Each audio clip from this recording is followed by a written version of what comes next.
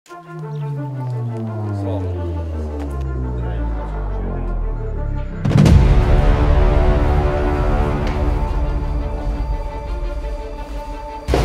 çok degende de qo'ysan bo'ladi, shu qiyinmi deb o'ylash. Ahvolni qarab o'rindi. Men bardiq oila hukumatdan boshlardan menda eskartib bergan bor. Qaranglar, birinchi кезекте tartib bo'lsin deb. Eğer bunda bol işley turgan bolsаңыздар, ellerге qanday shart tuzib berasizlar? Zam hukumatdan iyi, zam hukumat qo'shib satib olgan yer eski bakım yer bo'ladi, mana bu yer. Özü kuyatdagi boshqasi kelib, qayraqi tashtaq yerga uy salayın dese, saldırmaydı. Her kimi qorğon qılıp tosib alıp da akırı var, mazar içine ne kirip alıp tosib alğanga akısı var da bulardı. Üstünde Xudo turat, yilab oturamın da şerde. Oşanı elge bir de versin, bay kambagıl kılıp bölbösün, suranamı silerden. Salayın şu balam üyleyin, ceyleyin, ana putum uzun kılıp sunup ölüp kazamam razılam. Bugün bana şu Mahmut aile hukumatına Aravanın rayonuna qarashlı Mahmut aile hukumatına keldiler buna. Kelmeye ötkünde tapşırma bergen vardı kaç. Ya her kimin öz ordunlarda bollar, jumuş ordunlarda bollar dep. Saat qanchadan iş başlar sizlerge? 9'dan qanchaga çeyin? 6'ga çeyin. Az bunaki 4 bölüldük saat. Aile hukumatda qancha kishi bor? Aile hukumatda 21 xizmat. 21 xizmatkor. Aile hukumat başı menen bardı çok. Buna qanchasi bor bu? Qanchasi bor paslar?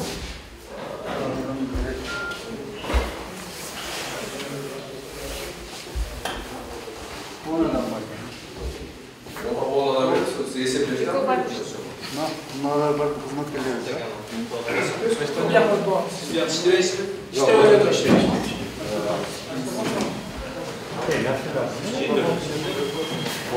Sevgili bulup var.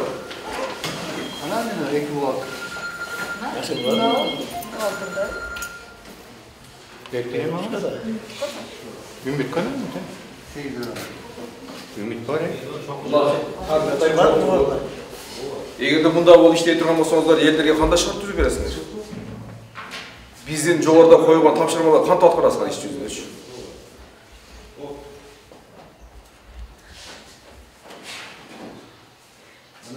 Ne degen bu ishga bo'lgan muomala bu? Bizde negizden 4 ayıl başı var. Kısaltık verdik boyunca. Ayıl başlar özlerinin ayıllarında. Ya düşündüm, ayıl başlar jürüyorsun. Ama bu jakta 21'den 4 bölüm kemikiniz qancha qoladi? 17 kishi. İlk niyette bol terdik nedir? Oturda chiqib jo'q. Sekreter adam üstündeyken ya. 9 adam var iken. Hükümet başta çok hoşa getiren iken, nakilçilikte. Zamımız Gösterigis'te cüretleri. Taxtamda azı жазылып кийимдер эми бул жерде жумушта кийим. Бирден туруп айтыңыздар. Бул жагы айыл башы экен. Кабыл назарыңыз.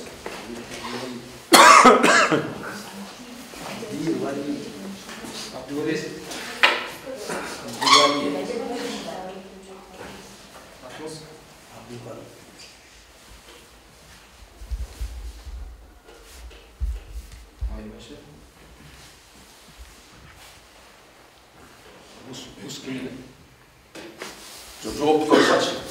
Ben cevap kaç. Аты жөнүңүз билем. Murzacan Adılbek. İş hizmetkeriz olmuş kadar. Elan teriştir olası kim 30 kadar kim qayakta kim anlaqlı olsun. Barыңыздар жазыңыздар мына жерде. Жер әдістілігі. Akınbay. Akınbay. O ақсақал, мен сізге сөйлесіп отырмын. Сіз не қылдық телефонды? Қойып қойыңыз телефонды. Неме барылар шаны girmeye geçirdim. Жоқ деді ғой, қойып қойыңыз телефонды. Аты жөніңіз кім? Енді? Қадыры тоқтамы.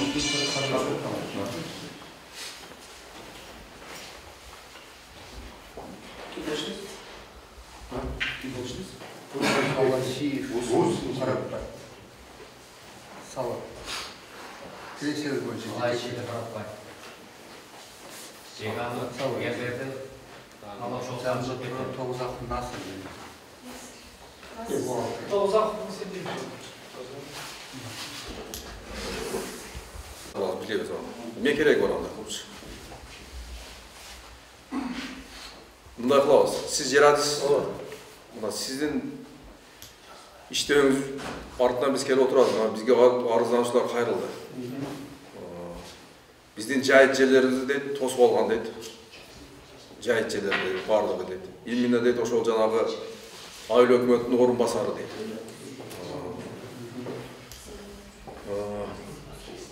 Андан тышкары фонддун жерлерини өздөрү иштетет. Айыл өкмөтүндө иштеген кишилер дейт, орун басарлары дейт, бизге эчтеке ашпайт дейт. Дагы биз келген учурда айыл өкмөттө биз эч кимди таппайбыз. Биздин койгон маселелерди эч ким чечип бербейт. Мына чындыгында ошондой экен, жагдай эмес экен, жолдор таппай турабыз, биз келгенин себеби ошондо. Келсек ошондой эле болуп чыкты. Телефонго чыкпайт.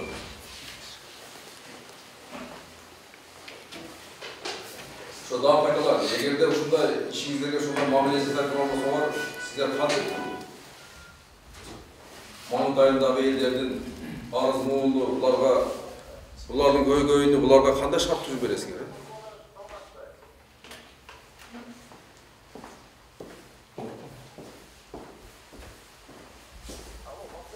Men bardıq ayыл өкмөттүн башларынан мен эскертүү берген бар. Карагыла, биринчи кезекте тартип болсун деп.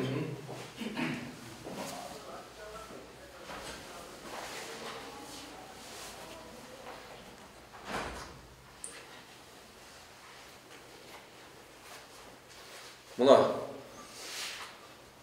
qanday arız munuzlar var? Aytыңыздар. Айтматов Алмаз Манасович. Өзүңүздөр көрдүңүздөр, эч ким жок. Келсек, анан биз мына досумузга постоянно келебиз, арыз көтөрүп келебиз, арызданып келебиз, жок болот. Же болсо зам өкмөткө жолукканбыз, ушул жерде, экинчи этап. Булар айтты, бардык документтер бүттү жер боюнча. Бирок президент менен министрдин гана колу калды. Ага акча каражаты керек. Ana, hazır barsalar bir fakti gösteririz, kayıp tosu aldı. Aylarda ele varıştı, kanday oldu. Fakti gösteririz. Birinci çıkırdı, Nurlana kele oldu. Jaş çöp çıkan yılı, malı mesela adam basardı. Keyin nararak barsan daha bir özü. Ana bir özü, cahit yerlerdi. Kanal var, kanal joğuruz. Ana, narakta, buna dozum iş alandı. Çağıl tökkün. Buğa saldırmay durup, biri özdörü koro başladı. Siz bilesen. Kaçıya bekliyor? Ozbey'in arağı. Hazır çek vermeye durgandın, üstü cevabı, bana arkalık nazarla ketті. Sen hazır janagı prezidentin kolu kaldı, Premier-ministrin kolu kaldı, Minister Kabinetinin kolu kaldı. Çoğu kol koyduruş üçün Ökmet menen zam ökmet ошондой дейт. Бизге мына досум. Акча берилди. Акча керек болду. Акча бергиле dedi. Ошон үчүн акча керек. Ушул документке барып кол коюп бериш үчүн бизге акча керек dedi. Эсилер топтолгон дегенди бул. Эми ошондой биз ошондой кабыл алдык да. Топтолгондагы 3-4 күн. Топто бергенбиз. Топто берген. Топтолгон. Бул 7-8 жыл болду. одан көп болду окшойт. Мына жер азы салганбы акчаны? 20 жыл болду. Жок, белгисиз. Biz hazır cer hadisi bu kişinin lично men cer hadisi ekeni emin bildim. Hazır cer hadisi bayakı Jakır İbnelerge verilgen жерди özüңөр işletesиңер өкмөттөгүлөр, ha? Yok. Kim işledi? Tizmesi var, adamlar var. Yok, tizmesi var. Fakti kim işledi? Өкмөттүн балансындагы жерди деген, ha? Bayakı. Өкмөттүн балансындагы турган жерде. Ya sosyal boyunca cer verilgen yerler var, özler işler. Maksat ekeninin aslında bilgen. Her şeyden algan da mı özler işler algan adamlar. Bir gana baytayır biri Ahmet degen işletmeye koydu onu. Bir adam böyle var işte. Talayçı, Begmatekaya talaylardan alıp Şu Begmatekayı tutan mı? Onu sizler özüңөр alып болгонсуңар. Begmatekaya işletmeydi abi. Ya işletmeye koydu. Жок, ошо силер алып болгону иштетпей койду да. Az bandarlar to'xtab az sizlar borgan yerga borib, qaysi yerga o'sha to'sib olgan yerlarda. Bunday deymi? Ama yer hadisi ekes turabı. Жайыттын жерлерини тосқонго, арендаға бергенге эч ким анда укугу жок. Олар документ кылган 50 жыл бар. Жок, мурун берилсе да аны кайта алыш керек да ал нерселер. Ya жок да, өзү жок. Yerin özü kalmadı şey. Cahit Kent'ten hazır o gözleri alıp amaç bir şey. Bir canlıdan olur. Çok mu Cahit Kant'ta? Hazır yok. Yakında var. O için gözleri alıp işlerine alıp. Nasıl bir cinle mi? Orada başka dayanalım. Kelinize, bana yerlerden kelip kaldı. Daha kanda arızlar var, aytınızlar. Endi söyleyen o'sha bizning mana shu Mahmud aydan bölüngan hozir Boldir aytgan yerda. Aytmadi abi. 6 gektar belki çekke deb nima qilingan. Keyin ustidan 4 gektar qo'shildi degan. Bunun bir de 8-9 yıl bo'ldi. Bu kadar dokumentga turqashlar turlar bo'ldi degandan 3 mingdan yaqin aqcha cho'g'ilgan. Bergan olgan adam o'tib ketdi gözü. Biroq o'shadan beri anan keyin eng bir qizig'i bu bak kanalın üstünde azdıracaktı. Malımda türlü kalkoz malımda nasosmen su ayda bedet kadar olan o yer sulu diye septeletken. Sulu aşağıya olup girip bakan, onu giprazonu Sonra var. buna çıkarat degen buna primерно 10 yıl ötüyordu. Osman belki misal için birinci klasse okuyan falan 10'da bütün üyler orada. İmarlı kocalıkta 3'ten 4'ten halde semeniler var, yer yok. Zaten benim bir çoğun balamın Uca 8. klasta okuydu kızlar. Yani yer yok. Hadi şehirde var aslında. Avrupa cübülüyor, son sözü cübülüyor. Şu meseleleri kanday çiçeklerden de tamam.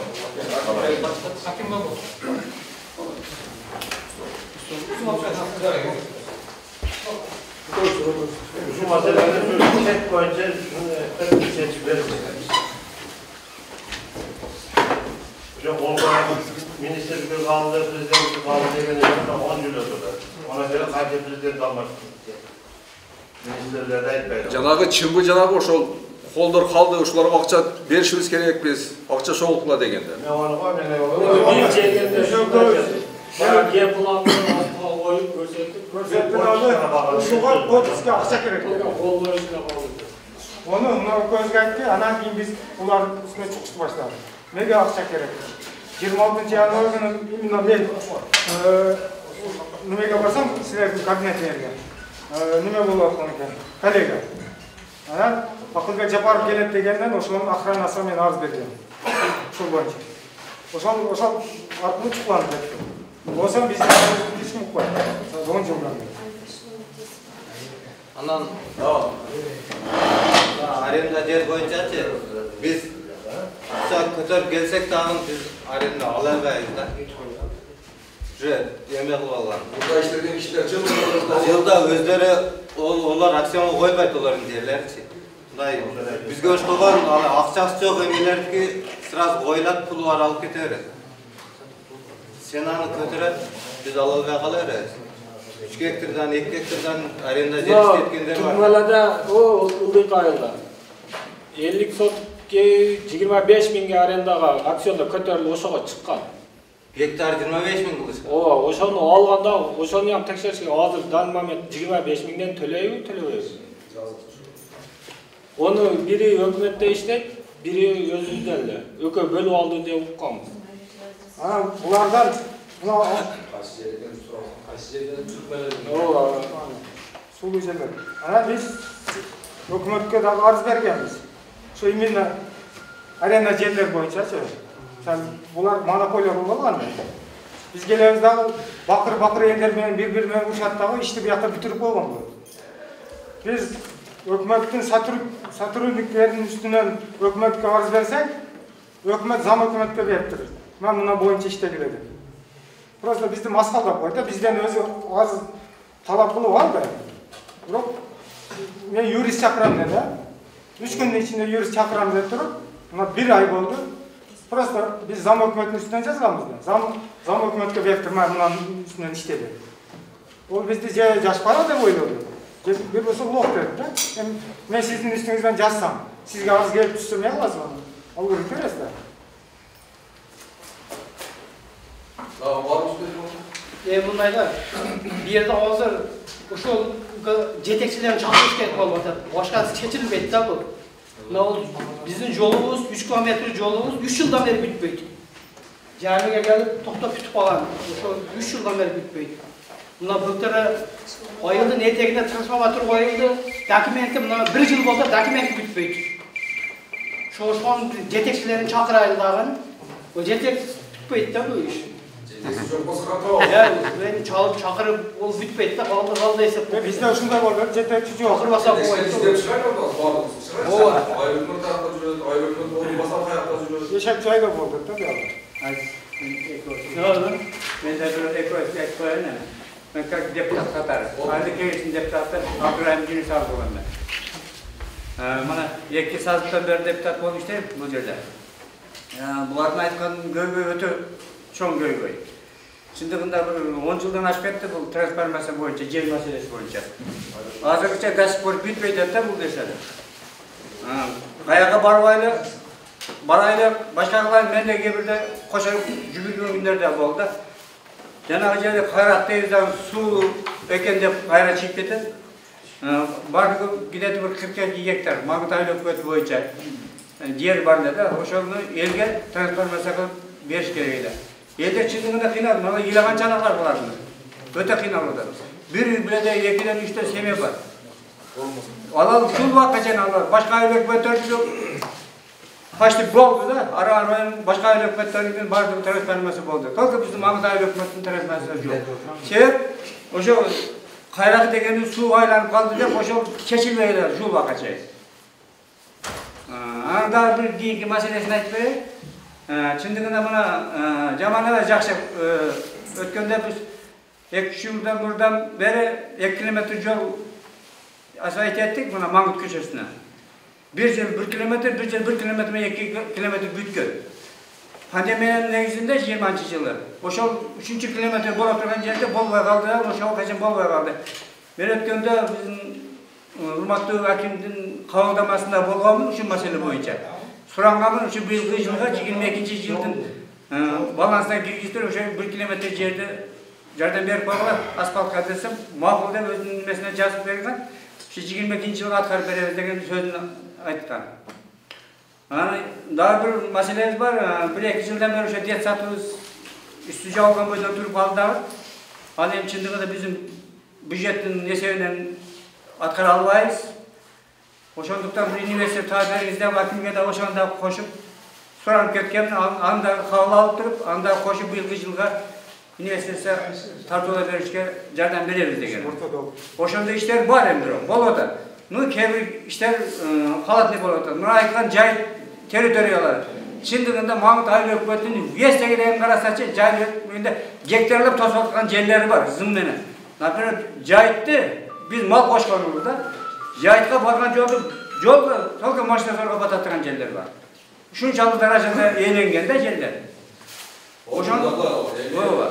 Aytkan yolumuzdu, biz bola bakçanızdı, hakimçilik bizge aytsanız biz kara bereriz. Anan emi siz özünüz Aile Kengeşti'nin deputatı kesdi bu yerde. Oşol cahit meselelerde, cer meselelerde mi çeşmesizdir özünüz? Aytıp çarşadık da. Bir adam şirket tamla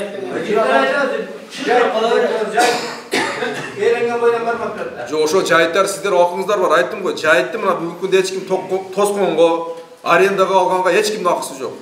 Cahit деген мыйзамда cahitти элдер бирдей пайдаланыш керек агачы. Мына мен билети кесип, өзүңүз депутат экенсиз. Ошону талап кылышыңыз керек Aile Hükümeti'nden.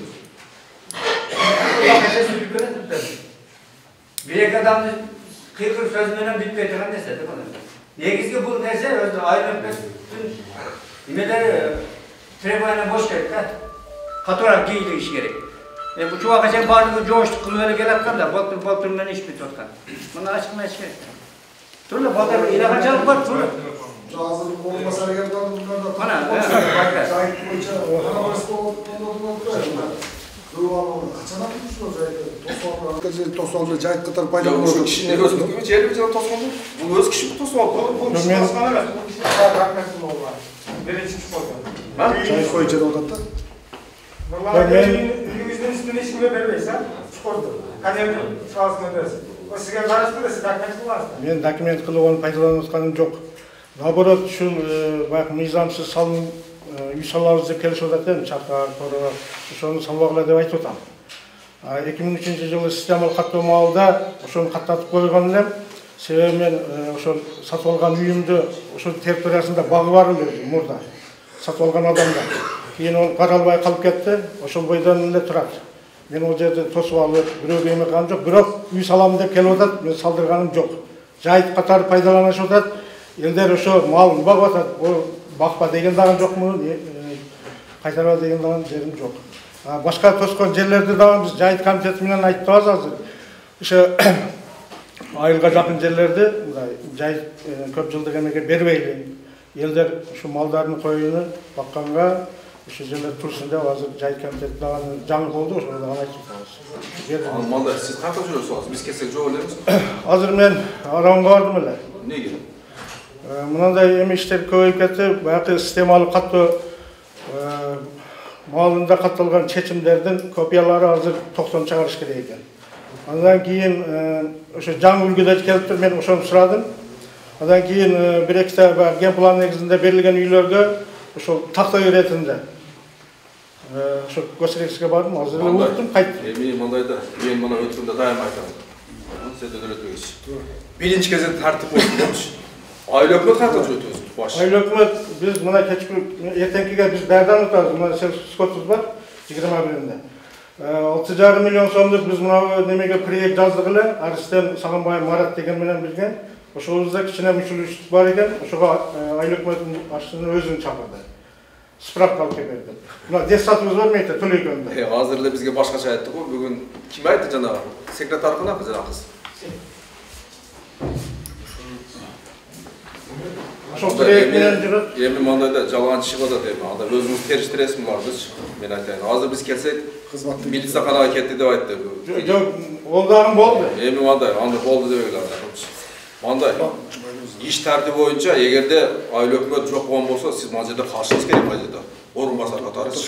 Эгерде сиз кете турган болсоңуз, айыл өкмөт бул жерде болуш керек да. Кантип бир жетекчи болуш керек бул жердечи. Мына канчалаган эл келсе, топпай кетет силерди.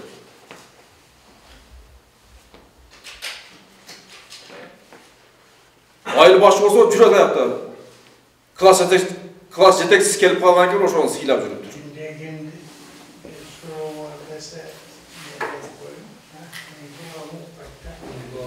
Мына азыр биз келгенибизде мынаке. Штат боюнча буларда 21 киши бар экен бул жерде. Биз келгенибизде 8 адам болду бул жерде. Калгандары жок. Бу кандай деген тартып? Айтпайсызбы? Мен көзөмө жасабайсыздар сиздер. Биз баягы эме кылдык эле.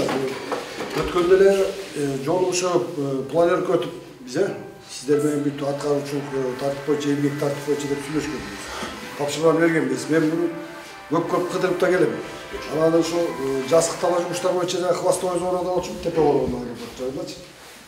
Эмки жумада бизде семинар өтөт деп аткандан зыян ошол жакта жүргөнбүз. Анан дароо эле ушундай маалыматтарды бере келдик. Чындыгында биз бул боюнча өзүбүзчө кызматтуулукту териштиребиз го.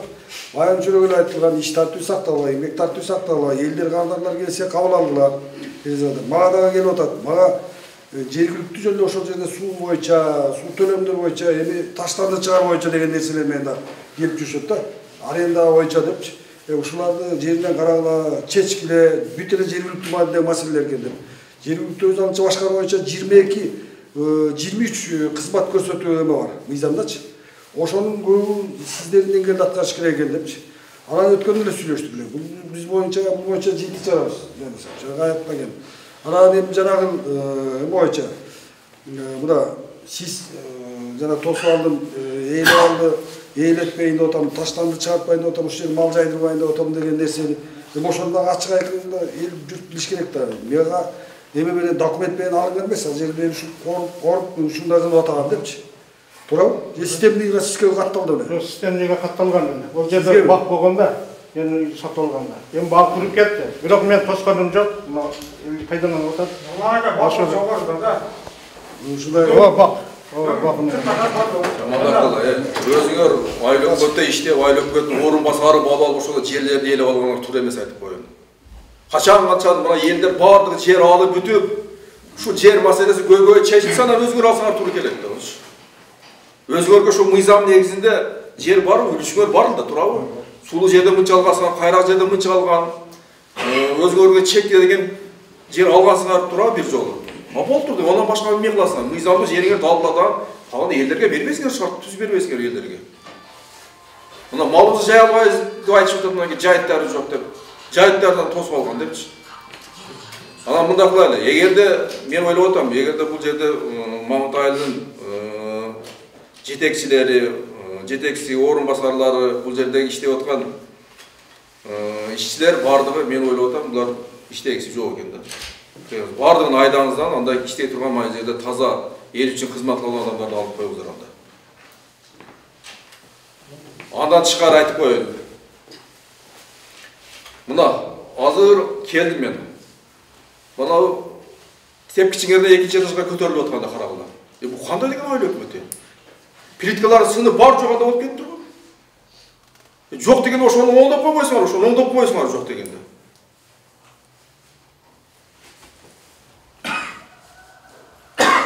Бізде Кыргызда жақсы сөз бар ғой. Ешігini көріп төрің өт депші. Қарасаңар кебешіңе қарағыла, мал жердің тазалығын қарағыла мына гылай болып жатады. Мына мал жерде азыр жер әлсі отыр деді, мына сынып кетті мында ол.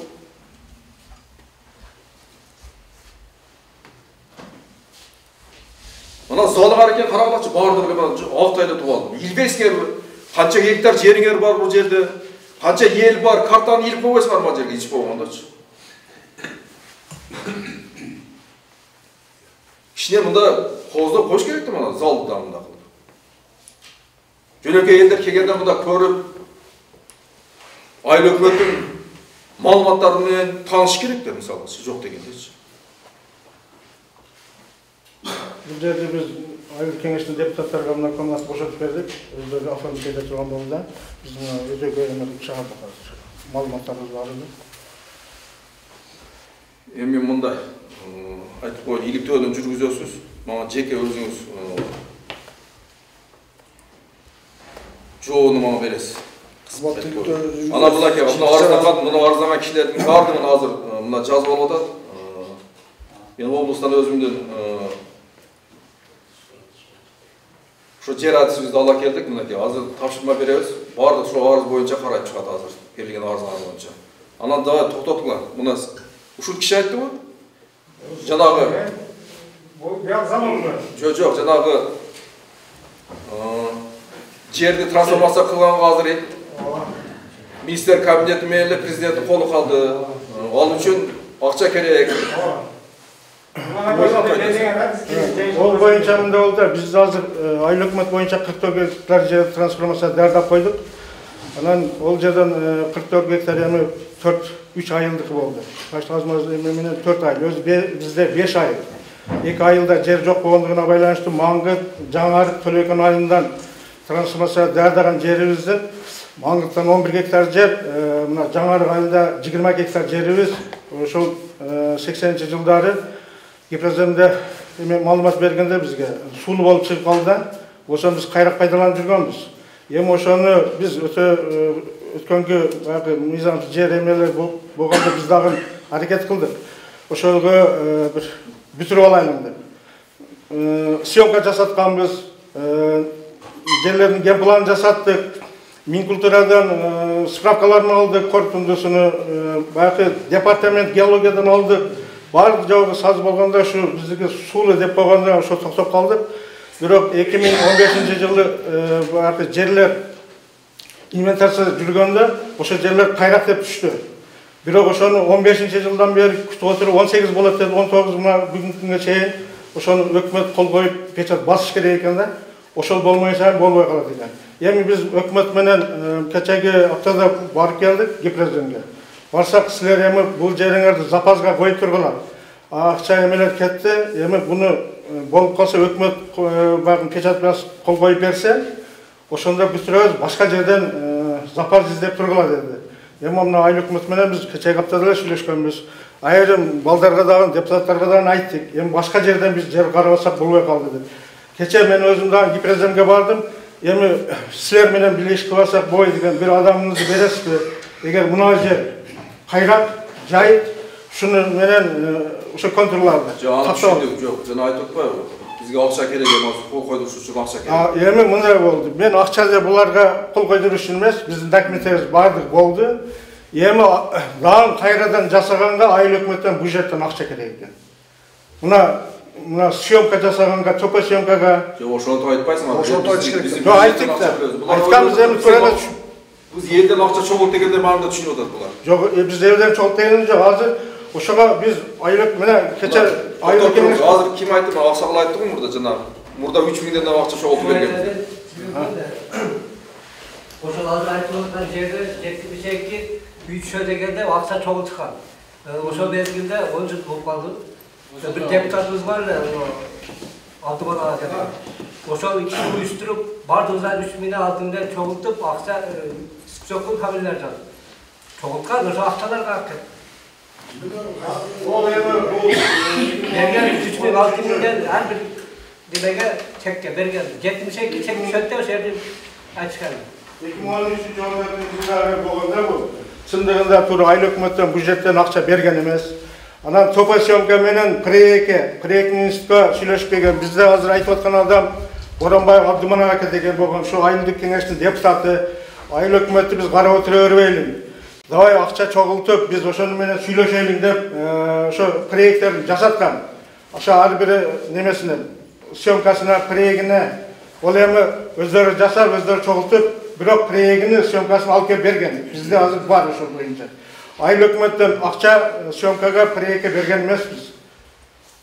Эми азыр дагы неме кылыш үчүн биз мына кече менен айыл өкмөттү токтоп туруңуз эми азырчы. Мейли азыр ушундай кылбасыңар. Эмне үчүн ошо бюджеттен деш керек эле? Эмне үчүн элден аласыңар акчаны? Эмне үчүн элден чогултасыңар? Азыр эми ушул 3 миңден берген эл эртең чыгат да мен акчаны берген, мага жер берилет деп. Кайерде бересиңер жерди? Жок, эми азыр ошого башка жерден даярдайлы деп атабыз да. Башка контурлардан эми. Ulan aka, siz o'sha bo'g'ib turibsiz. Jurum men borib ko'rsatam, 200 uy bota turgan joylarda. Kanalni o'zimchi, kanalni. Hozir shu общий baraz men sizga ko'rsataman. Yo'q, men Turkmanadan siz neyingizgacha bizning uydan orqali 9 yigitgacha 2 oy tushib. Qayroq kanalni o'zasi absolutno qayroq tashlaqsiz. Joyib jermi? Joyib jer. Biroq ko'pasi qo'y. Olmaz. Jurum barazda başka yer yok degenim yok. Biz mudagı жасаган 11 hektar Mangıtdагы жер болбой калды. Сууну деп турат бүгүнкү күндө. Ошон үчүн биз такалып туруп атабыз да. Эми кайрадан ошол мына жайыттарды жасаганга акча болуп атыбы? Мына кечкүрүн эле биз Замир айыл кеңештин депутаты Кудайбердиев менен биз сүйлөштүк. Акча бөлүп бересиңби? Ушундай биз башка жерден проект жасаган атабыз десек, онда акча мен депутаттар менен келишип, жардам берелик. Бүгүнкү күндө эң орчундуу иш болуп, ушул болуптан акча бөлүп берели деп кеч күнү сүйлөштүк. Мен себептен ушунча 10-20 жыл болду да, биз акыркы чек качан бергенсиз айтып коңуз? 2005-жылы. 2005-2003. Биз ошондо 2003 мектеп бүткөнбүз. 2005-жылы, акыркы 2005-жылы берилген. Акыр билene болсо 2005-жылы болушу мүмкүн. Бирок биз мектепти бүтүргөн жылы Türkmenle bölümde, biz altı konuda oyunu ortak. Oşadan beri hiç kандай hareket olgan yok da, 20 yıl oldu. Biz bana, aytdım mı? Nega oşal, kanal müdüresi vapşe beribedin. Onlar sosu aldın arada. Bunlar japtar, bayatı yerlerde съемкасына проектini акча керек. Анан кийин биз мына гидроземга 2015-жылы инвентаризация жасадык го. Ошону күтүп келдик. Мен себептен сиз эгер Кайракты деген жерге документ кыласызгы, сулуу деген жер. Бер жактарды кылбадыңыз да, биз айтып жатабыз. Мен кылбадым. Потому что силер тосуп алуудасыңар, өзүңөрчү эле. Жок, эми ошого мени кара, 11 гектар жерден 6 гектардын биринчи жасадык. Одан кийин акча дагы чогултуп, дагы болду деди. Абдыман ака өзү 11 гектар жасадык. Анан 11 гектарыбыз өтпөй туруп атат да азыр. Эми токтогондон кийин болуптур, ону запасга алып коелуң дедик. Кеңеш менен кеч күнү сүйлөштүк, айыл кеңештин депутаты. Мен 20 жыл күтөйлү. Мындай Нурлан, мындай 11 гектар жерде сиз кайсы жерлерге эместе аны биз райондук жер комиссиясы тактап чыгат. Анан бияк айтып аткандай жана ички жайыт болсо, кайракты жер болсо, ал как раз трансформация жатат. Ошондойго мыйзам боюнча трансформация жатат да. Анда көргөзгүлө эртең давай пандемия күнгө чейин тез арада документ даярдаганда биздин райондук комиссияга алып келбейсиңер. Мен мисалы бересиңер. Мисалы үчүн жаныса ушундай да райондук комиссиянын деңгээлине жеткен нерсени биз бир да бюрократия кылмай тез арада чечип атабыз да. Анан ошого биз айтып элек атабыз. Анан урматтуу жолдоштор, мындай да райондо башка айыл өкмөттөрдө жер чакан, мындай аста. А именно Дербетон менен Маңгытта резервчилер бар. Башка салыштырмалуу башка айылдарга. Мындай жыш жайгашкан калгандарчы. Төө моюн анан Дербетон менен Маңгытта кичи резервдер бар. Анан бияга айтып аткандай эл менен деле мындай карап көрүп жергиликтүү түшкөн билесиздер, өзүңүздөрчү. Ошол шартты карап, мына бул жерден мындай барыбызды мындай эме кылбайчы, ыңгайсыз кабыл калтырбай. Ошону аныктап, тактап эметпесе, балким кайрак болсо, жер эме жайыт болсо, ички жайыт. Анда трансформация жатат, туурабы? Ошону тез арада, давай сиз кийинки жумага райондук комиссияга алып келиңиз. Мен райондук комиссияга задание берем. Тез арада алып келиңиз, трансформацияга эртерээк кетирели. Эми ошончо жылдан бери келатат, жер берилбей жатат деп эле анан келе беребизби? Ылдамдатыңыз да 11 гектарды бүтөргөндө ел көрсөткөндөй жерлерде бүгүнөн ниет бирөө тосуп алды эле, мындай болот. Бир чегеден. Жок, мындай кылабыз. Эми мына мен атайын келдим, азыр мен тапшырма берем сизге, мына район акимиге дагы. Мындай кыласыздар. Жанагы айткан аренда фонддун жерлерини текшерүүгө алгыла.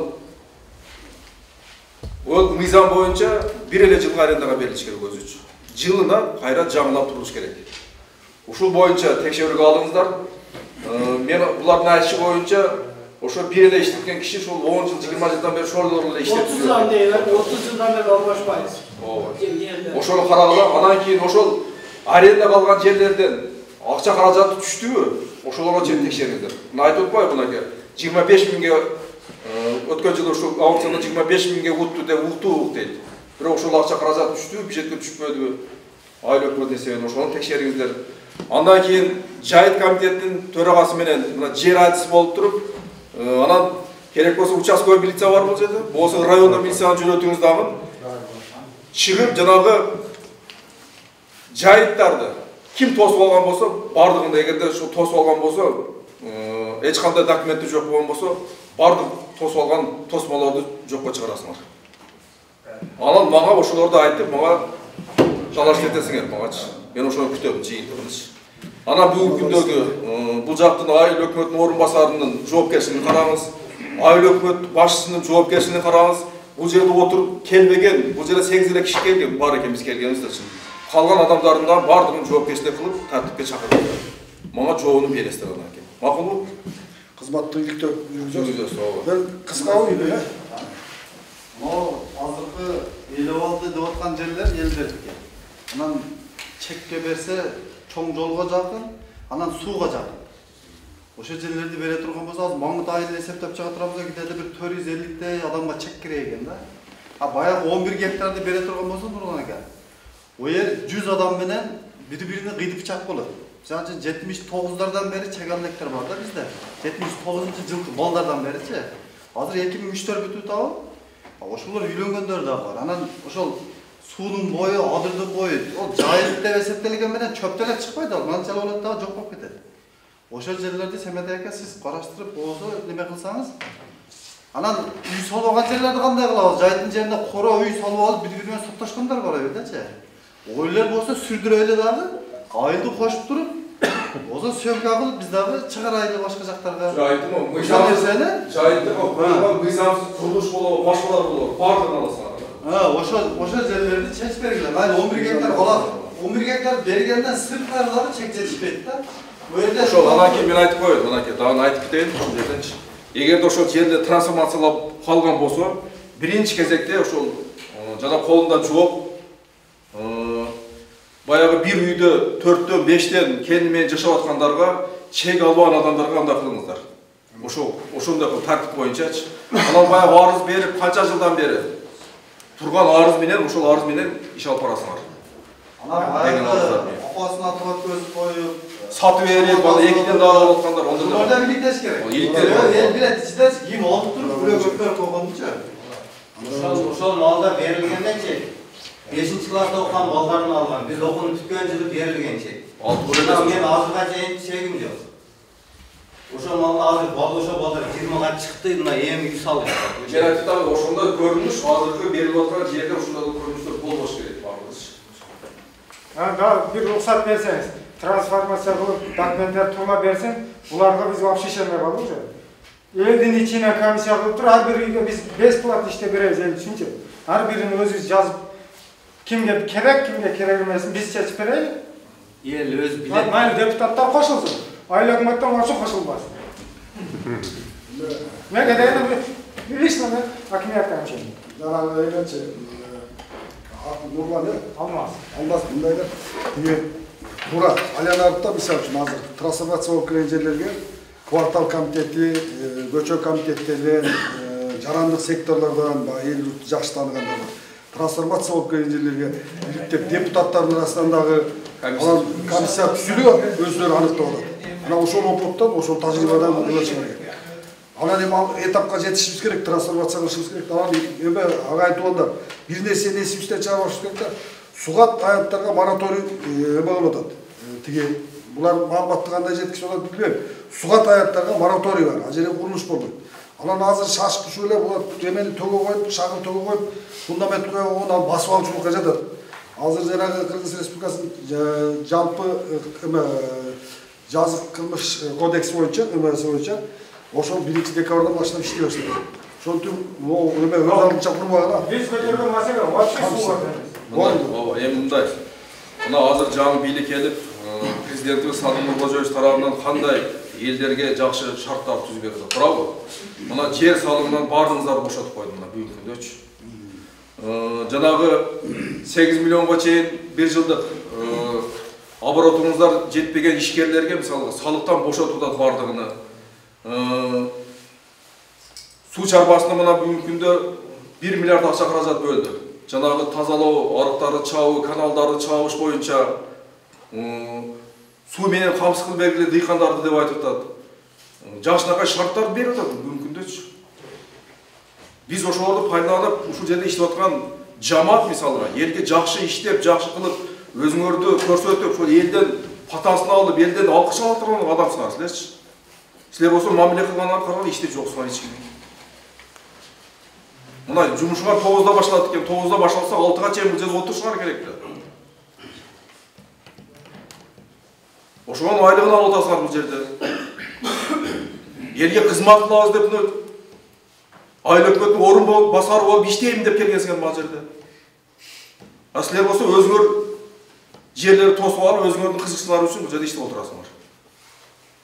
Да токтотулган мындай иштерди. 1 минут вакыт бересиз да? Эмише айыл өкмөт иштеген успектин. Мына турганда 151 гектар аренда жерибиз бар.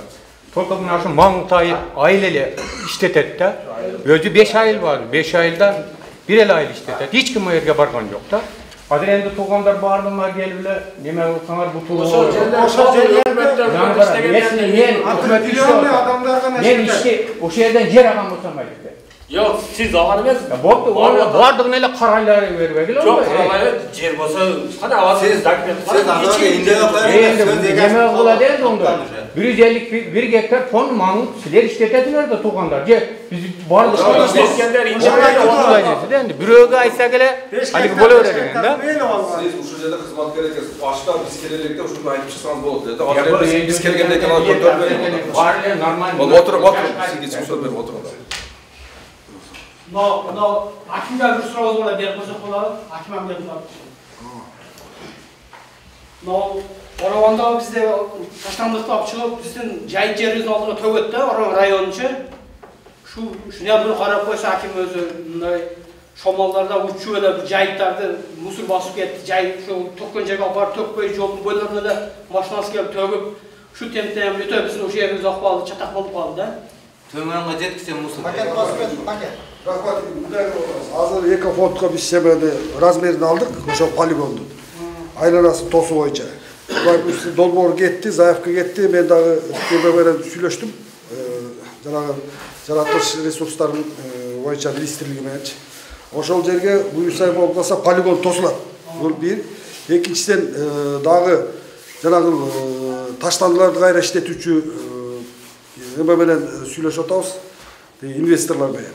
Ал ушул кысымдын базасында, бул сем заводдун базасында ушуларга жакын жерге ошол жер аныкталып калса, алар жакында да келишет, көрүшөт. Эгер болуп калса, ал таштарды иштетүүчү мобилдий эме иштеп калат ишканачы. Анан эми сиздерге маңгыт боюнча баягыда эле айттым эле. ушул жерге таштанды чыгаруу боюнча башка айылдарга караганда жергенен деп атпайт, бир аз бар резервтепчи запас. Тез арада баягы полигонго эме бербейсиздер. Биздин ыйгарым укуктуу эме райондук администрация чыгарат. Мен мисалы үчүн өнөр жайга дагы туугандар, бизнеске дагы деген жерлерди өнөр жайга биз трансформация кылып мына эме кылып атабыз, каралашып атабыз. 21,5 гектар жерди трансформацияладык. Эмечи өнөр жайга депчи, бүт мыйзам чегинде. Комиссиядан кармаган жокпуз, райондук комиссия кычамдуу түрдө иштеп атат. Анан полигонго деп баягыда эле сотто айтылды эле декабрда келгенде. Анан бирбизде бүгүн февраль бүтүп келди. Туурабы? Таштанды эмете турчу жерчи.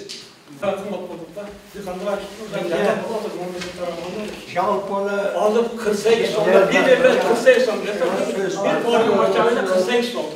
Sonra bir kanala kişiye yerden bulamaz. Yeni oturup az turu жанагы химиялык зерсемгичтер бүгүнкү күндө бизде завод жок экен, биз башкачадан алып келебиз. Баардыгы кымбат болуп атат. Ошондуктан азыр мына мен бүгүнкү күндө жанагы биздин өзүбүздүн окумуштууларыбыз бар. Ошолор менен бүгүн жолугушуп өткөздүм. Мына алар өздөрү чыгарган гуминат деген дарысы бар экен. Мана берели ошолордончу. Мына эффект болот деп атат алар. Ошону пайдаланыңыздар эми баштамчы. Анан мында биз акырындык менен жанагы органикалык, экологиялык таза айыл чарба продукциясын өндүрүшүбүз керек. Жанагы химиядан биз акырын айырылышыбыз керек да. Ошондуктан мына айырылып ошондо органикалык жерсемгичтерди пайдаланайлы. Биз ал жагынан биз камсыз кылып беребиз алардычы. Мына өзүңөр көрдүңөр, эртең бизге ошол экологиялык таза продукция өндүрүп бере турган болсоңор, биз сатканга дагы жардам беребиз мынакей. Кел ошого өтөлү. Yani o İslam'ımızın Mahmut Hoca bir şahane köşesi var. Köşenin açık üstün Karabağ'da geçen yağmurlarda geçilemir sağlık kurucu.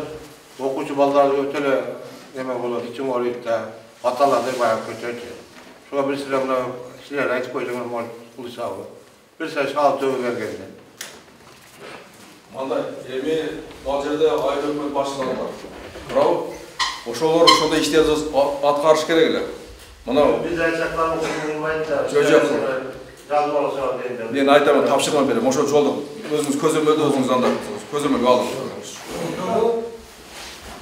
Өзүбүз көзөмөлгө алып төктүрүп беребиз. Жерлер боюнча да мына бизде биздин айыл өкмөттө эң бир кичине жер. Бул жерде буягы дария, мына дария. Буягы o Pasifik kolxozluqlar. Yusupov buyağı alalanlar manaşullar vardı bizi tonup bizi çağıra koyuyordu. Malga batpat özümüzde batpayız. Ama o şunu mana yerde bizi min gektar yer var da burada. 62. yılı Aranarp'a koşulgandan keyin bardığını uşağa alıp ketken. Neme canında keyin bölüngönden keyin bizge olur tibedi. Tibe hazır bardık 1000 gektar yerimiz var Aranarp'ta. Bu yağı İjdanlık'ta. Anam bu yağı Nokat'taki. Oşuntip hiç bizde kısırıp kalmamız. Biz eşke çağırmaz. Mallardan çıkmaz. Özümüzden bas bayırızda. Emin oşun yerlerde men aytar alıp ergile dep kança men 40 yıldan beri şu arzdan hiç nemesi boluyor. Kartaga kirgizip alıptır. O kartaga geldi. Hadi satkınlar vergende o kadar ölüp gitti. Bergendiren ölüp gitti. Demi oşu bizge alıp versen eğer deyiz de sebebi ben ona hakimge aytkan biz Oldu. Onda bak. Ona hakimde tapşırma veriyoruz ondaçı. Hakim karap çıksın mizan bulunu kançalığın bergen emez. İkincisi neme Üycaylar. Üycayda da oşol 95. yılda da murgu satkın cetetkiler bir 2000-3000 metrede min kocalıkta berip olgan. Azırga şeyin 30% üyselim geçti. Azırga şeyin. Oşol. Olardı göğü bit de çekti. Baylar.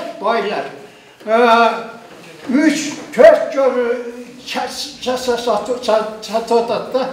3 görü oşonun eserinden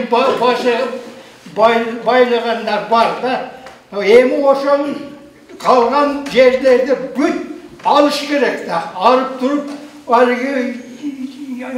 üy yok adamlara beriş gerek şunu. Ben oşonu aytıtam.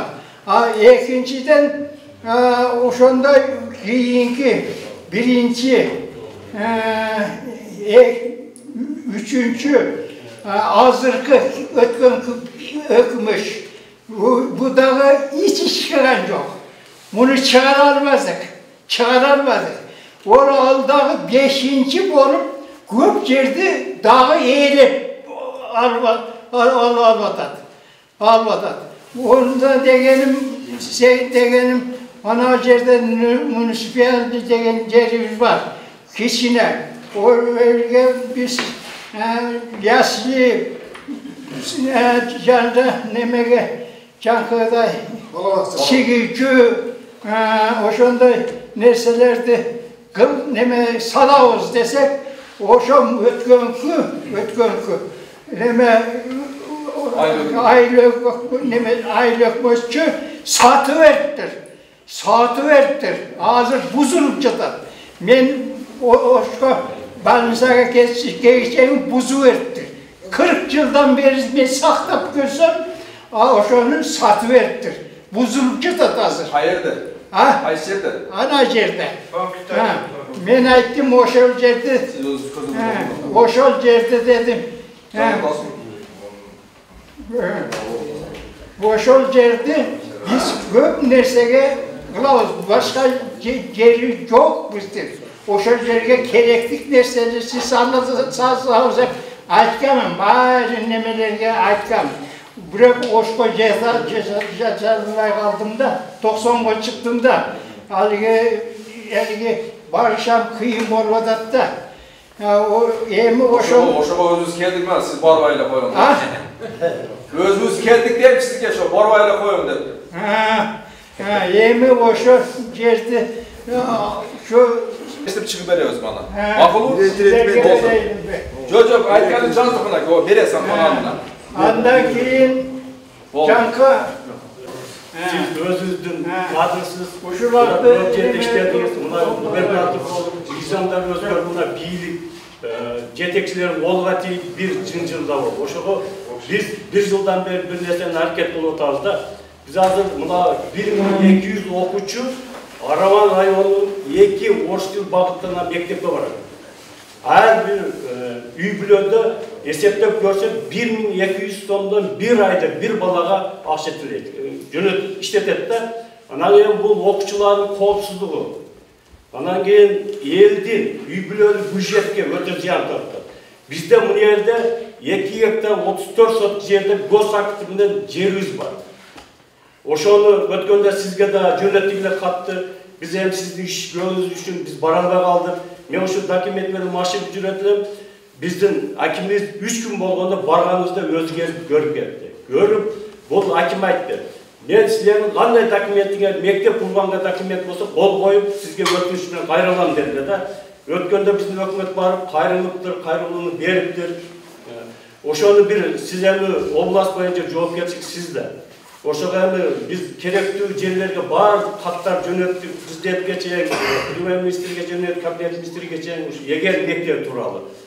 Oşonu bir kolga alıp bir yardım berip koysanız. Çağın mektep tuş gerek mi? Olar, oşo. Ana keyin ol Russiyanın ötkende bir gelmedi mi de, buna Almaty 5 ay ministr bolup turganda, Krasnoyarga gelişim tüzüp, Oş oblası boyunca şaharga bir, oblaska bir dep degende bizdin arabamga düşkönük. Anан biz hareket kılıp barıp, ben 13. mayda bardı kerekli ministersiye bardığın yerinin altını katlı yönetmiyorum da, keyin o şerde Siz aytасыздар. Мындай кылалы, эми бизде Ош шаарында ошол Россия Федерациясынын консулствосу бар. Консулчулугу бар да. Мен эртең ошо киши менен сүйлөшөйүн эгердечи. Эгерде ошол Россиядан эгерде акча каражат бөлө турган болсо, мен ондо ошол сиздер айткан жерге анда кылайын. Ошол жардам берип койсоңуз. Анан эми биздин акимге айтып кетип турган жер бул өкмөттүк эмес чоң уюмдарда иштеген. Мына кече жагында айтканда $2 ап келди, эл чакыртты да активисттер катышты. Мисалы үчүн мен катыштым. Баягы мындай таштанды боюнча, анан кийин айыл чарба боюнча алып келди. Мөчү менен айыл чарба адиси да бар. Zootехник, одан жерге жайгаштыруу боюнча акимибиз мынакей кеч жакында бизде кичине мына Тепоргон менен Маңгыт айылы Төлөкөн айылда кичине мындай спорлор болуп калды да, ошондо өзү барып ошол жерде эл менен сүйлөштү да. Мынакей рахмат силерге ушундай элге барып, бара албаган өзүңөр келип сүйлөшүп, ушундай гана жакшы да, келечекте ушундай болсо эл биригип туруп барып нерсе көтөрөбүз. Эми анча-мынча кемчиликтер болот. Onu эми өзара чечип алышат го, губернатор. Ошондо эки ушу биздин мектепти колдоп берсеңиз, иштиңизге ийгилик болсун, тынч болойлук, губернатор болуп иштеп биздин Ош областын экономикасы, социалдык экономикасы көтөрөбүз. Ошол сурооңуз да. Мага сынжыр Ana kimligini qarab olamanlar bo'ladi. Өзүңөр чоң дегенде кылып койсоң болот, ошо кыйын бе деп ойлойм. Hozir biz bir yılın planına okşayınca bu kadar akçakara zaten yapıldı. Hozir budjet hem açıldı. Neyine beririz? Arsalga. Ular vaqtda taza qilib tursan bo'ldi deb aytib turdim. Ahvolni qarab ko'ring.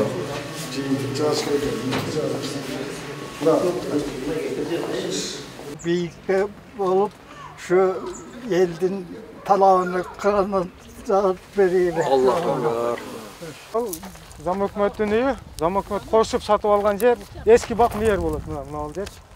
Дөң. Мына жерлер элдин жайыты катары картада турат да. Эмишелерге үй берсе, адамдарға чөк бөлсө 5-10 та үй түшөт. Бул бир. И дальше адырларга чейин полный мына канал. Мундан биягында чөп дагы өспөйт. Таштак жерлер. Шагалда бул жер. Шагал. Мына үйлөр 100 жылдан бери турат. Даже бир трешина жок. Булар берге мүмкүн эмес деп, өздөрүнчө эле ээлеп турат. Эми дальше көрсөтөлү. Тосуп алган жерлер бар. Биякта коро салып тосуп алган жер. Ешким нөтелең алмадың, амдар. Бул жерлерде мына бирок мен спорт залды шу жерге курабыз дегенде сиз да айтышты да, курдуртпай койгон. Бу жерге салабыз деген жок. Ана жерге салабыз деди, наркы чукурга. О жерге ham болот эле. Азыр дөңгө чыгып кетти. Ояка адам чыгабы билбейбиз эми. Ояка же суу. Мына жерге салдырып койсоңуз болот эле. Бул жерлерге үйлөр салып байыл болсо анан чыгыш мүмкүн да бул. Чыгат ояка дагы адам көбөйүп атат. Наракта көрүп атасың 11 гектар. Дагы наркы жанында. Азыр 11 гектар болбоду, өтпөй калды дедиңиз. Бүгүн болбосо эртең болот. Баягы тайя турат. Кагаздар 2010 деп атасыңар, 10 жылдан бери бойдот така. 2015 жылы инвентаризация болгон. Ошондон бери болбой келип атат. О жерибиз баягындай суулуу деп чыгып калды. Гипроземге барганда тайяр съемка жасадык, проект чоң акча кетти. Эми болбойт дегенден кийин мына кече жакында үйлөрдү мыйзамдаштыруу, үй жайды элге бергиле дегенден кийин биз аракет кылдык. Şu dokumentlerimiz ötközmeyelim деп. O yaka bardık, bayakı dokumentlerimiz polni görüştük. Kayarda şu jetekçiler kel sapar görüştük. Bolboy degen. Paka bolboy degen. Onun ardı saktap koyup turgula. Davay şunday bir kayrak жерlerdi, jayıt жерlerdi dayardagıla derdi mına. Keçkürün Al жерди бирөө үй саламда сүрдүргөн. Өкмөт тарабынан курдурбай койду. Ал бала дагы азыр бир жерде короодо. Ал жакта эки келинби үйүндө батпай, бирөөнүн коросунда жашап жатат. Өзү бетон куйган жерди көрсөтүш керек эле өкмөт. Азыр көрсөтөбүз. Азыр өкмөт, зам өкмөт бетон куйган жерди апарып көрсөтөбүз сиздергечи. Өзü куяттагы башкасы келип кайракы таштак жерге үй салайын десе салдырбайт. Нашы кора азыркы Нурлан аканын кайнысы менен үкәсиники салган. Анан башкалары келип салайын деселе болбойт деп алгидагылар. Она бак кайнысыныкы она короткий болгон жерден бул ичкерге дер кирип кеткен. Чекке деген жерди мынияка карап тегиздешип кошуп алган. Мынау решетка болуп тосулуп турган жер бул мындайча айтканда кайнагаларына караштуу. Бир 3 гектар мына ушу дөң мындай айланып полный ошолорго карайт. Тосушкан. Жаңагы нем экти, жаңагы ям чыкпай калды. Бирөө акылдуу болуп жаңагы эксең эч ким ала албайт дегенден. Эми ушундай экен да, бул жайыт жерлер, мисалы бул мамлекеттин жери, буга элге болсо тең укуктуу кылып бөлүп берсин. Эми бир адам, эки адам эле ушунча жер менен эми бир жеке болбойт. Дагы бир айтылган нерсебиз эми болсо тең укуктуу кылып эле мамлекет берилсин деген болсо элге берсин. Тегиз бөлүп бир мындай 5 сотиктен тийсе 5 сотиктен берсин, 50 сотик тийсе 50 сотиктен берсин. Эл тегиз пайдалансын.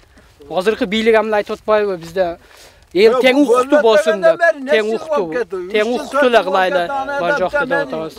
Бирден сүйлөңүздөр. Азыр мына чек жок, жер болбой өтпөй калды деп атат, а? Мына жерде 4 катар, 3 катар үй батат мынашыга.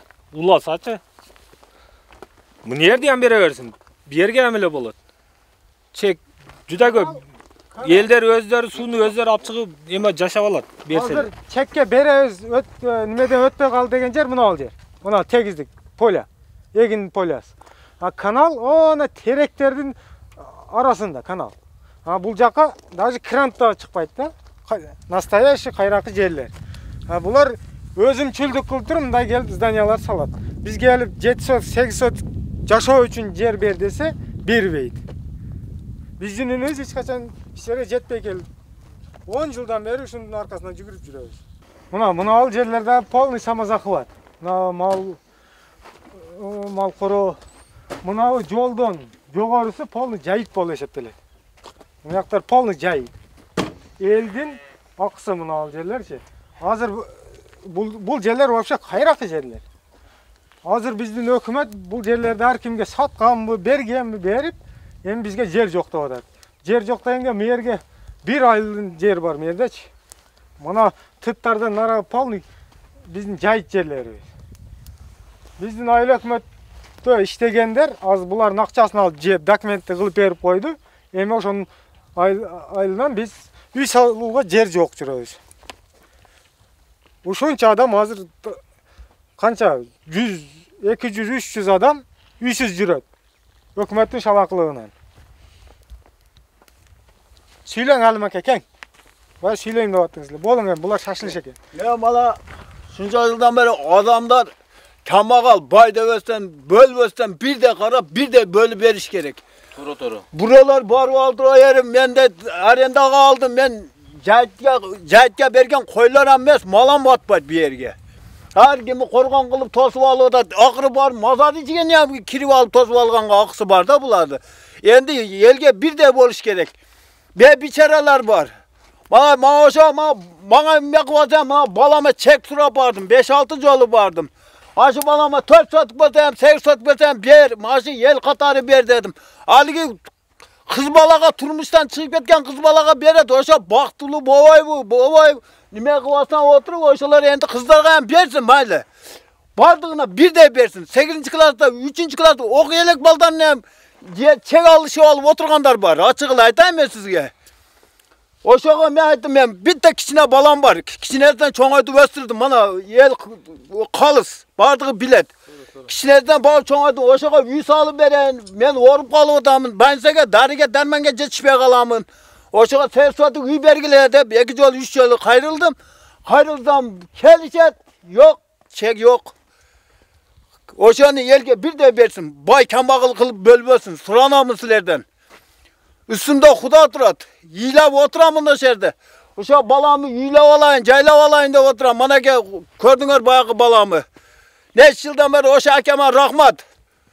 Meni kolda otat, Xudayım turnaligamı koldasın Allah'ım.